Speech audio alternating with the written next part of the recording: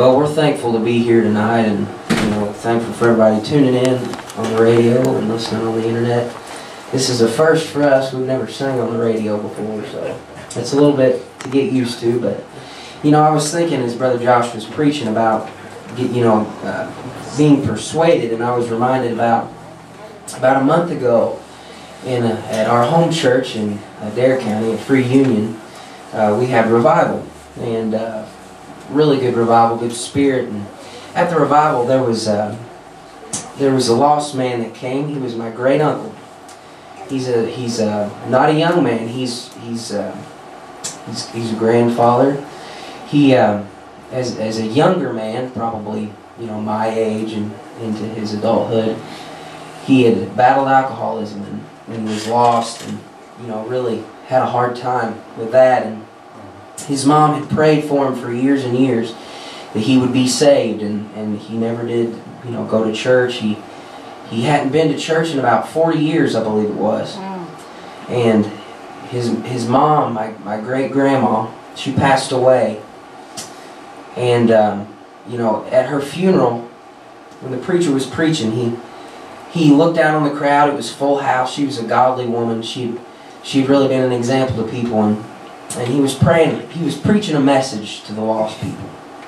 And he preached, and he said, if you're here today and you're lost, and you'd like to be prayed for, you want to be saved, just raise your hand and we'll pray for you. You don't have to do anything today. Just let us know that you're wanting to be saved. And my great uncle, he raised his hand, and it really touched me, and it made me think about how that he knew, he was persuaded. He knew that Jesus was real. He knew that he needed to be saved, but he didn't make the move. And so I prayed for him, and I was hoping that he'd be saved, but it just seemed so hopeless because he just wouldn't go to church. His grandson is a preacher. He's going to be graduating this May, and he's a preacher. He's just been preaching for a little bit of time, and he'd never been to hear his grandson preach, and his grandson was preaching on revival. And so my mother, she felt impressed to call him and to ask him to come to church. So she did that. She called him. And many times he's been invited, and for 40 years he's always said, well, I know I need to go, but probably not tonight. But she did it anyway. She called him, and he broke down on the phone, and he said, oh, I know I need to come.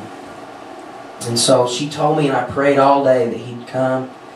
And he came to church. He came to revival. He heard his grandson preach. And his grandson preached about, in the Bible where it talks about come while he's near. Come while he's near. Seek him while he may be found. If you're lost tonight, you're in the same shape that my great uncle was in. You're in that same place. Hopefully you've been persuaded that there is a Jesus. Hopefully you've been persuaded that you need to be saved. But all you've got to do is seek him while he may be found. Call on him while he's near. At the altar call, and when the message was over, I played the bass at church. I went up there and I thought, Lord, please be merciful to him and show him that you'll save him. Convict him of his sins. Show him that all he's got to do is just come.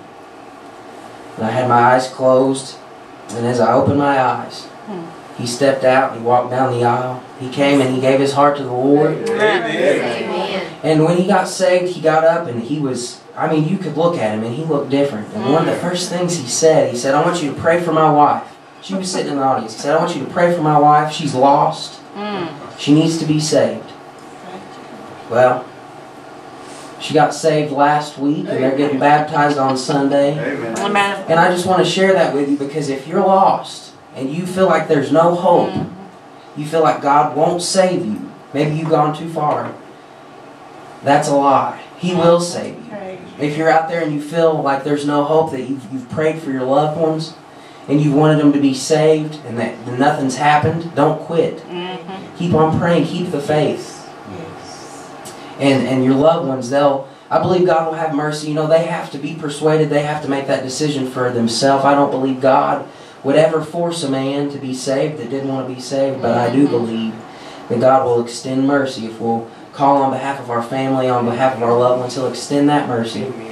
And just as the message tonight, We just have to be persuaded. We have to believe. And that's all that it takes, is just a belief.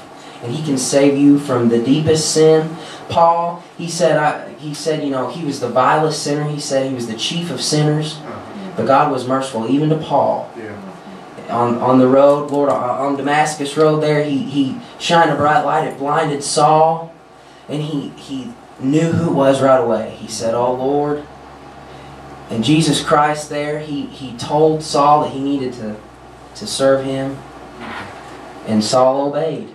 Saul killed Christians. That's what Saul did. If you're listening tonight, you feel like you've done things that God could never forgive you from, let me tell you something. God saved a man named Saul who killed Christians. And Saul went on to preach the majority, and to write the majority of the New Testament. He can save you from anything. Go ahead. Let's sing.